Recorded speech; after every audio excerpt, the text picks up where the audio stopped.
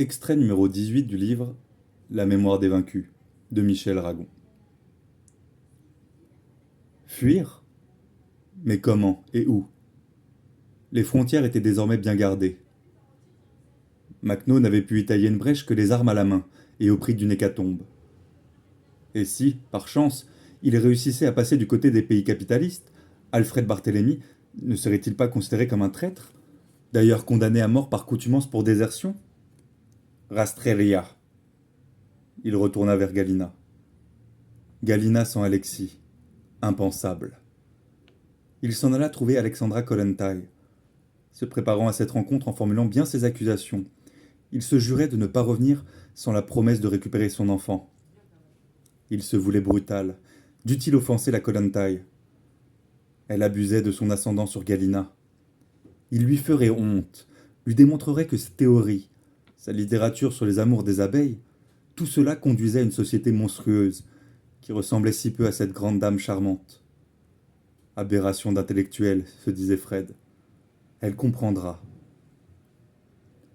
Au contraire de la plupart des militantes bolcheviques, qui se vêtaient de manteaux de cuir et se chaussaient de bottes, comme si elles avaient voulu se masculiniser, pensant sans doute qu'en affichant une virilité agressive, elles paraîtraient plus révolutionnaires, Alexandra ne portait que de longues robes très féminines, se couvrait les épaules de mantelets de fourrure et laissait même effleurer de la dentelle à ses poignets. On eût dit qu'elle sortait toujours d'un salon de l'ancienne société, affable, souriante, un peu mutine. Fred se précipita vers elle, plutôt qu'il ne s'approcha, tellement les griefs lui pesaient sur la langue. « Alexis !»« Eh bien, Alexis, que lui veux-tu ?»« Rends-moi mon enfant !» Alexandra se renversa dans un fauteuil. Elle riait. Ses lèvres retroussées découvraient de jolies dents blanches. « Rends-moi mon enfant !» Comme il dit bien ça. On se croirait dans une pièce de Tchekhov. Mais je ne t'ai rien pris, mon petit Fred. Que pourrais-je te prendre? Tu n'as rien à toi. Tu es un homme libre. Vas-tu me parler de ta femme? De ton Zionoviev? De ta troisième internationale? Ai-je mal compris?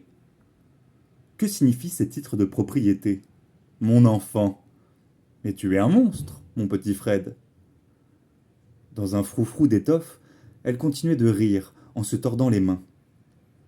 Ses beaux yeux regardaient Fred avec ironie. Comment conserver son agressivité?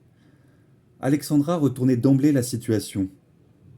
C'est lui maintenant qui était un monstre et non pas elle. C'est lui qui se trouvait accusé d'employer abusivement des pronoms possessifs. Ne te moque pas, Alexandra. Galina souffre comme une bête. Elle accepte parce que c'est toi qui le veux. Mais moi je ne veux pas. Je n'accepte pas.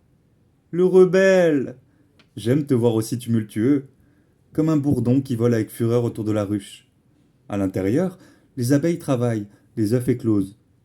Des centaines de petits Alexis grandissent, élevés par la communauté des abeilles. Le bourdon ne sert plus à rien. Il tournoie en vain autour de la ruche. Il mourra aux approches de l'hiver. Toujours tes abeilles. Nous ne sommes ni des bourdons ni des abeilles, mais des hommes et des femmes. La société des abeilles est une société idéale, vers laquelle nous tendons de toutes nos forces. Rends-moi Alexis! Mais je ne l'ai pas pris. Alexis n'est pas plus à moi qu'à toi. Il appartient à la collectivité que nous édifions. Tu l'aurais mal élevé avec tes idées anarchistes. Imagine un peu ce qu'il serait devenu, ce pauvre Alexis, avec un père tête de mule comme mon cher petit Fred. Tu as mieux à faire que de perdre ton temps à pouponner. Et Galina aussi. Aimez-vous, mettez vos corps en fête. Elle se releva, avança droit vers Fred, de sa démarche altière, lui saisit le menton et l'embrassa sur la bouche, légèrement, comme un baiser maternel ambigu. Va, mon petit Fred, retourne aimer Galina.